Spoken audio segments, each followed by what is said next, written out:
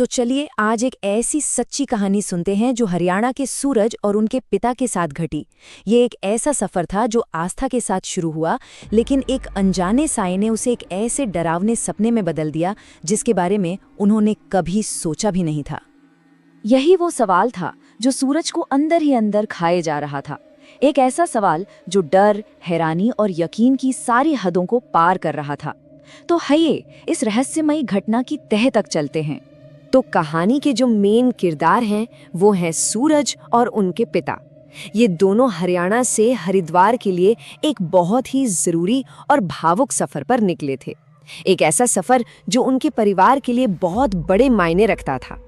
देखिए, सूरज के दादाजी 95 साल के थे और उन्होंने एक बहुत ही अच्छी भरी पूरी जिंदगी जी थी।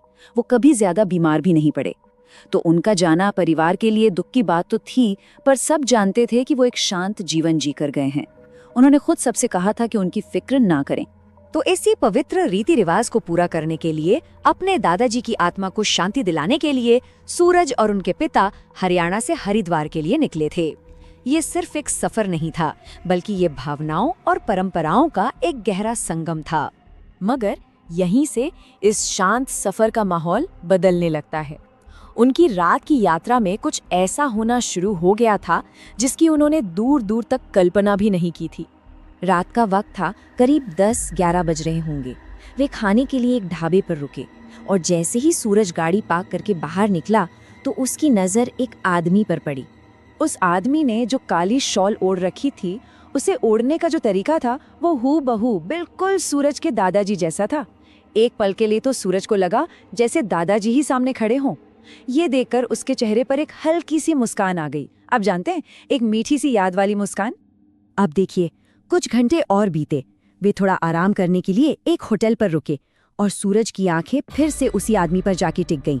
वही काली शॉल, वही अंदाज। अब ये सिर्फ एक इत्तेफाक जैसा नहीं लग रहा था। तो इस बार सूरज ने थोड़ी हिम्मत जुटाई और अपने पापा को उस आदमी के बारे में बताया। पर उनके पिता, वो तो ठहरे प्रैक्टिकल आदमी। उन्होंने इसे दुख और ठंड का असर बताकर बात टाल दी। बोले, बेटा, तुम दादाजी को बहुत याद कर रहे हो, इसलिए तुम्हें हर जगह वो दिख रहे हैं। जब वो हरिद्वार की भीड़ भाड़ वाली गलियों में पहुंचे तो उन्हें लगा कि चलो अब वो साया पीछे छूट गया होगा। लेकिन तभी सूरज की नजरें फिर उसी पर पड़ी। वो साया अब भी उनके पीछे था। इस बार सूरज के पापा ने भी उसे देखा। उनका जो तर्क वाला मन था वो अभी भी ये मानने को तैयार नहीं था, पर उनके दिल में भी अब एक छोटा सा शक पैदा होने लगा था। कहीं सूरज की बात सच तो नहीं? मामला तब और भी ज्यादा डरावना हो गया जब देर रात उन्होंने अपने होटल के कमरे से, जो कि तीसरी मंजिल पर था, नीचे सड़क पर देखा। वो आदमी सड़क के उस पार खड़ा था और सीधा ऊपर उन्हीं की तरफ देख रहा था। बस उस एक नजर ने सब कुछ बदल दिया। पिता का सारा शक, सारा तर्क एक ठंडे डर में बदल गया। अब उन्हें भी यकीन हो गया था कि ये कोई इत्तेफाक नहीं है, कोई सच में उनका पीछा कर रहा है। अगली सुबह उनका ये डर एक सच्चाई में बदलने वाला था, एक ऐसी सच्चाई जो शायद वो कभी नहीं जानना चाहते थे। सुबह जब वो अस्थि विसर्जन के लिए निकले तो उन्होंने उस आदमी को कहीं और नहीं बल्कि उनके गाड़ी के ठीक बगल में खड़ा पाया। अब भागने का कोई रास्ता नहीं था, आमना सामना होना ही था। सूरज के पिता का सब्र अब जवाब दे गया। वो गुस्से और डर में उस चुपचाप खड़े साए पर चिल्लाए, पर कोई जवाब नहीं आया। जब उस आदमी ने अपना चेहरा नहीं दिखाया तो सूरज के पिता का गुस्सा और बढ़ गया। वो आगे बढ़े और उन्होंने उसकी शॉल खींच ली, और शॉल के नीचे जो चेहरा था उसे देखकर दोनों के पैरों तले जमीन खिसक गई। वो चेहरा उनके अपने पिता का था, सूरज के दादाजी का। पर वो जिंदा नहीं लग रहा था, बिल्कुल एक लाश की तरह पीला, बेजान, और आंखों में कोई रोशनी नहीं। और इससे पहले कि वो कुछ समझ पाते, कुछ कह पाते, वो साया और पिता के हाथ में जो शॉल थी, दोनों हवा में गायब हो गए।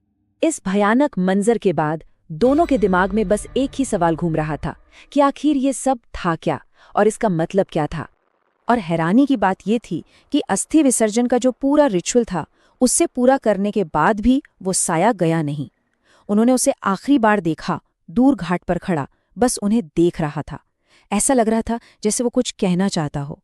तो जब उन्होंने घबराकर वहां एक पंडित जी से ये सारी बात बताई तो उन्होंने बस मुस्कुरा दिया, और जो समझाया वो सुनकर शायद इस पूरी पहेली का जवाब मिल गया। उन्होंने बताया कि आत्मा तब तक हरिद्वार में ही रहती है जब तक उसके अपने, उसके प्रियजन शहर छोड़कर चले नहीं जाते। एक बार जब वो चले जाते हैं तभी आत्मा को सच्ची तृप्ति मिलती है। और पंडित जी की बात एकदम सच निकली। जैसे ही उनकी गाड़ी ने हरिद्वार की सीमा पार की, वो साया फिर कभी नजर नहीं आया। तो ये कहानी हमें सोचने पर मजबूर करती है कि शायद हमारे अपने, हमारे प्रियजन जाने के बाद भी कुछ वक्त तक हमारे आसपास ही रहते हैं, एक दूसरी दुनिया से हमें देखते हुए, जब तक कि उनके आगे बढ़ने का सही समय नहीं आ जाता।